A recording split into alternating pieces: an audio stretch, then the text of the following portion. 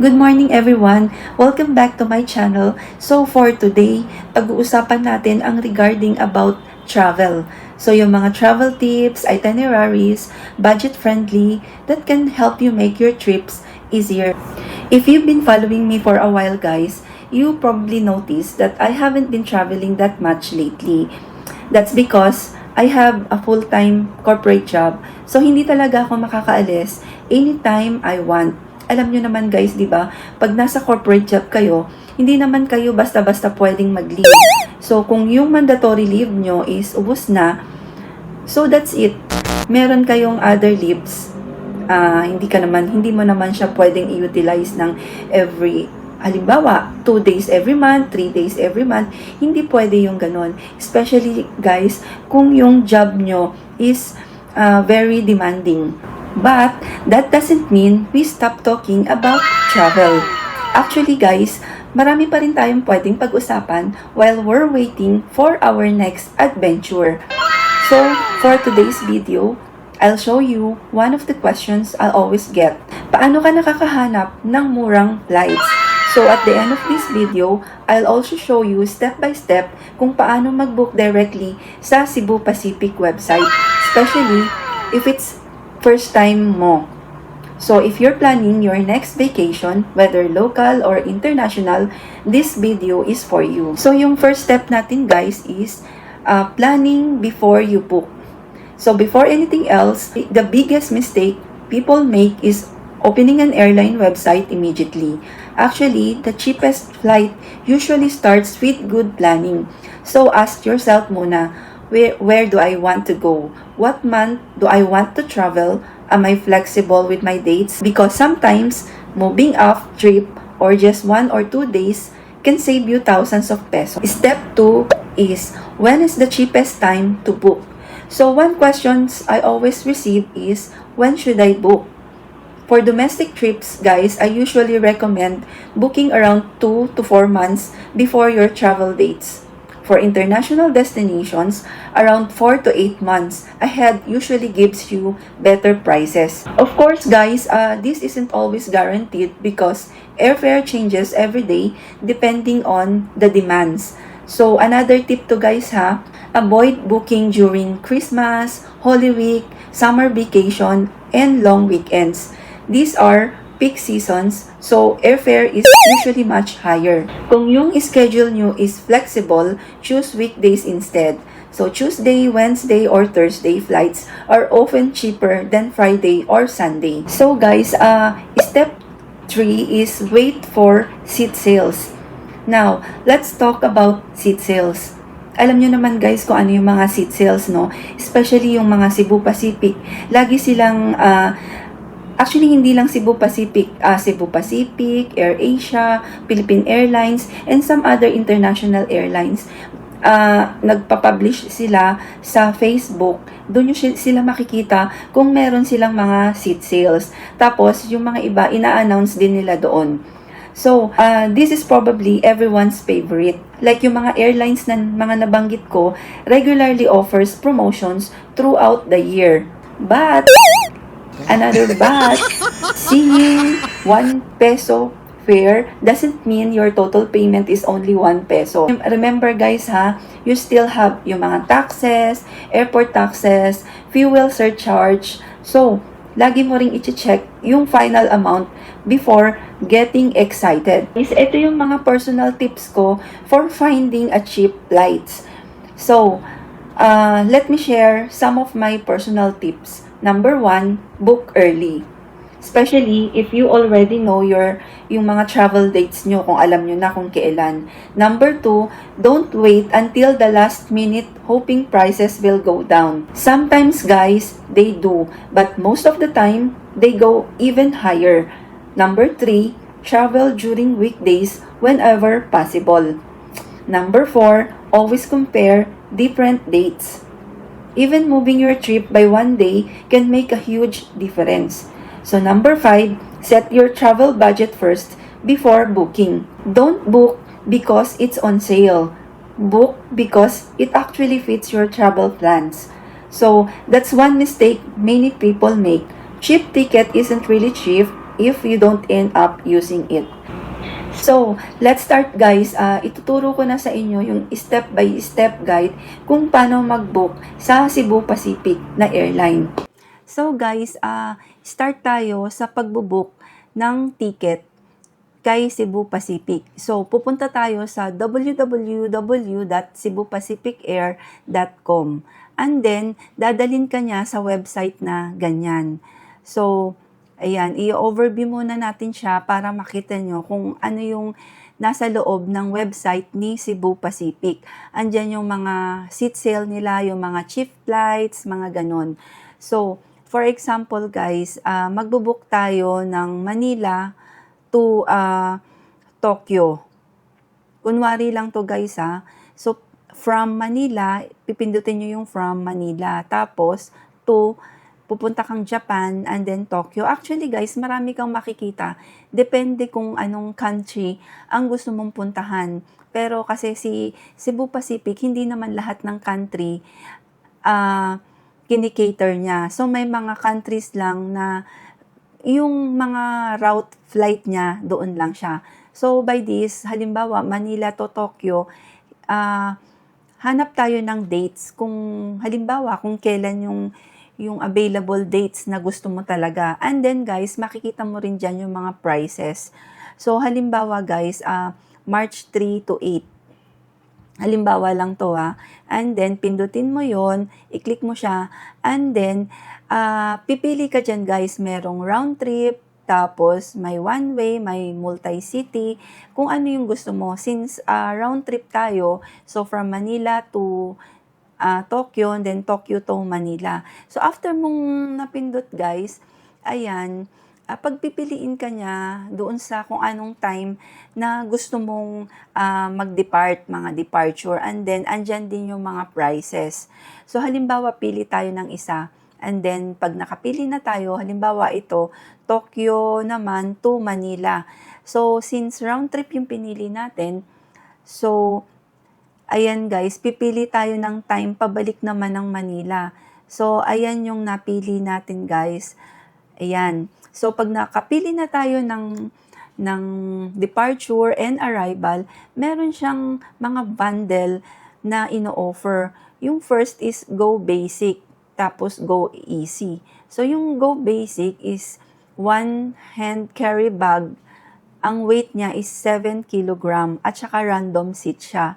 Tapos yung Go Easy, additional 2,500 per guest. Ang inclusion niya is one hand carry bag na 7 kg at saka one piece checked baggage na 20 kilograms at saka preferred seat. Since ang pupuntahan natin guys is Tokyo and then medyo malayo, syempre Go Easy tayo kasi kung Go Basic, lalo na pag medyo yung time mo medyo mahaba-haba, hindi ka pwedeng Go Basic kasi ang allotted baggage allowance mo lang is 7 kilogram. So punta tayo dito sa kabilang side. So, ayan yon. Ayan yung mga nakabundle sa kanya, guys. Yan. And then, i-input natin yung mga guest details. Since ang pinili natin, guys, is 2 passengers, yung mga 2 passengers na yon, i-input natin dyan isa-isa. So, pag in-input natin guys, be sure na tama yung ating ini-input para later on, hindi na tayo magka-problem. Kasi pag nagka-problem tayo, tas pina-amend natin yan kay Cebu Pacific, meron silang fee para i-amend yan. Especially guys, pag international yung pupuntahan nyo, supposed to be dapat yung mga details nyo na i-inputin dyan is tama. So, before any clicking, halimbawa, submit button, be sure guys na tama yung mga ilalagay natin. So, dyan, andyan yung mga names, yan, passport ID number, and then yung expiry date ng passport, birthday, yun. And then guys, after nun, pag okay na kayo, ilalagay nyo yung contact details. Ayan. ilalagay nyo guys yung contact details nyo. Eto ha guys, nagpipill up tayo doon sa pangalawang, kunwari, yung dami lang na account para doon sa guest number 2. And then, ayan, nationality, ilalagay nyo rin, passport information, country of issue, expiry date, yon, ilalagay natin yon. But be sure guys ha na tama yung ilalagay natin dyan para later on hindi na tayo magka-problem. And then, lalagay natin yung contact information. Since 2 passengers kayo, kung sino na lang doon sa isa, either of the 2 sa inyong dalawa, ang ilalagay nyo dyan, lalagay nyo yung name, then contact number. Ayan, lalagay tayo ng dummy contact number and dummy email address. Kunwari lang yan guys. So, sa case na yan, ayan, si juan@yahoo.com. And then, retype email. So, i-retype natin siya. Ayan, guys. And then, continue if okay na. Pag na-continue nyo na yan, guys, may nakalagay, customize your flight with add-ons. Normally, guys, ang ina-add lang naman nila dyan na yung automatic is yung travel insurance. Pero kung ayaw nyo kumuha ng travel insurance, pwede nyo naman siyang i-remove. Ayan guys, pwede kayong kumuha ng extra baggage, pwede kayong umorder ng mga meals. Yan. And then, yan, down. Pag okay na kayo guys, continue. So yan, tinatanong niya guys kung dyan pa lang magbabayad na kayo ng travel tax. So since pwede naman kayong dyan magbayad na lang guys ng Philippine Travel Tax, pwede rin hindi, sa airport na lang kayo magbayad kung yun yung gusto nyo. And then pag any na kung ano yung napili nyo dyan, pag okay na kayo, then ipo-proceed for payment na siya. So, yung proceed for payment, guys, hindi ko na ginawa kasi either credit card, i-input mo lang naman yung credit card mo dyan. And then, boom, okay na siya. So, magbubook tayo ng local destinations through Cebu Pacific. Makikita nyo dyan, guys, meron, kung anong gusto nyo, round trip.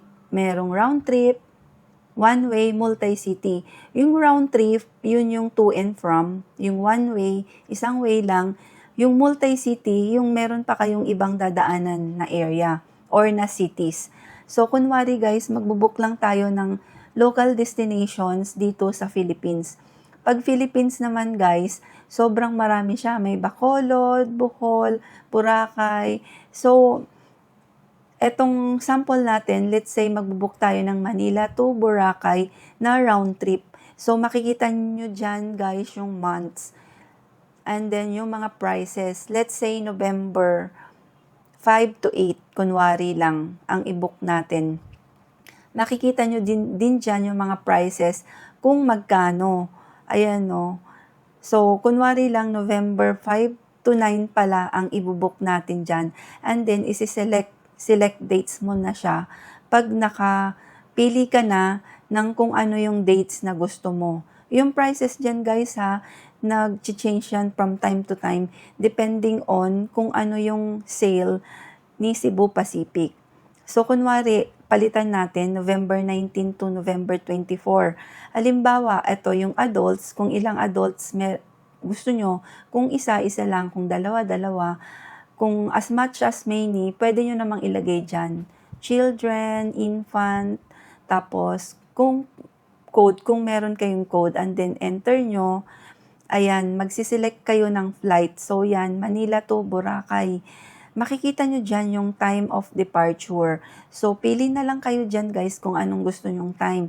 Andyan din yung mga prices kung magkano. So, select tayo ng isa. And then, Boracay to Manila.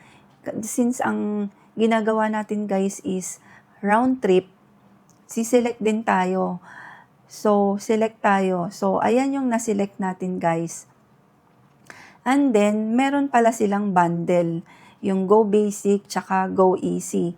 So, yung go basic guys, kung local destinations ka lang naman at kung 3 days ka lang naman, pwede ka na sa go basic kasi 1-piece hand carry bag siya at saka 7 kilo, tsaka random seats. Pero kung sobrang dami mong dala, pwede ka sa go easy. Pero in my case, kung 3 days ka lang naman, backpack lang naman yung dadalhin mo dyan guys, di ba? Mag-go basic na lang ako. So, kung yun yung napili mo, i-click mo yung I'm okay with fare only. So, ayan guys, meron silang mga rules regarding sa pagka-cancel ng inyong booking, yung pag-change ng dates, tapos yung hindi pagsipot, yung mga ganun ba, yung pag-change ng name nyo, yung mga upuan nyo, mga libreng bagahe, ayun, yan yung mga rules nila guys. So, kung lagi ka nang umaalis, going to, let's say, Boracay, Iloilo, alam na natin yon. Pero dun sa mga hindi pa nakakaalam, basahin nyo na lang guys kung ano yung sinasabi ni Cebu Pacific, kung ano yung mga don'ts and do's na pwede nating gawin. So, yung Go Cheaper naman guys, pares lang naman yung rules nila sa Go Basic. So, ganun din, halos parehas lang siya. So, dahil Boracay lang naman tayo pupunta, pwede na ako doon sa Go Basic lang. Tapos, I'm okay with the fare only and then continue. Ayan. So, i-input mo dyan guys yung mga guest details. Kung dalawa kayo, dalawang adult yung i-input mo. So, ngayon, i-input mo yung name, first name, last name. Ayan. So, gagawa tayo ng dummy account.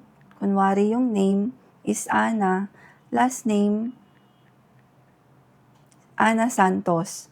Then, date of birth, guys, yung mga date of birth nyo ha, yung mga name, date of birth, yun, kailangan pag ini-input nyo yun, i-check nyo mabuti bago kayo mag-check out para siguradong wala na kayong mamiss, wala na kayong ipapa-amend na mga pangalan sa Cebu Pacific.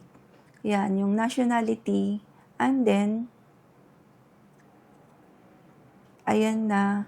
So, wala naman kayong i-declare na, yung declaration na yan, yun yung, kung may nagta-travel kayo, ayan, mababasa nyo naman dyan guys kung anong meron dyan. Yung nagre-request kayo ng wheelchair, may mga kasama kayong, may traveling with a dog, mga ganon. Tapos, so, na-input nyo na yung first guest, pupunta na tayo sa second guest. So, kung one guest lang kayo guys, one guest lang yung i-fill in nyo dyan. So, kung maraming guest, i-fill in nyo lahat yung mga guest na sasama sa inyo dyan. So, next natin na dummy account na i-input is kunwari, si Sarah Geronimo, kunwari lang. Then, input mo ulit yung date of birth. Yan. Tapos, nationality, of course, Philippines. Wala ka namang declaration. So, okay ka na. So, yung contact informations, since dalawa kayo guys, na nag-book dyan, either of the two. Pero kung nag-iisa ka lang, syempre wala kang choice kundi, kung sino yung in-input mo, siya din i-input mo dyan. So, input mo yung name ng contact number, input mo yung name ng contact details mo, tapos yung contact number and email address. And then, if okay ka na guys, sa mga pinapa-fill upan nila sa'yo, i-confirm mo na siya. So, ito kunwari lang ha. Mag-input tayo ng email address.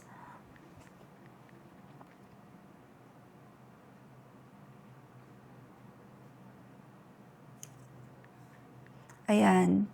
Email and then retype email. Tapos, pag okay ka na dyan guys, i-confirm mo na and then i-continue mo na.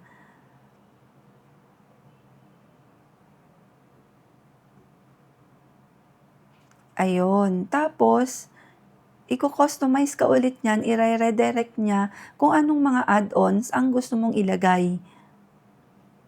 Yung add-ons niya diyan guys na talagang nandyan na is yung travel insurance. Katulad niyan guys, meron siyang travel insurance na nakalagay na diyan. Pero pwede mo namang tanggalin yung travel insurance kung ayaw mong magbayad ng travel insurance. So guys, yung detailed by detailed na payment nito ha, hindi ko na siya diniscuss kasi same naman siya dun sa kanina yung sa international flights natin. So kung may natutunan kayo sa video natin today, please like and share naman and subscribe to my channel. So good luck sa booking nyo and hope makakita kayo ng mga cheap flights in the future.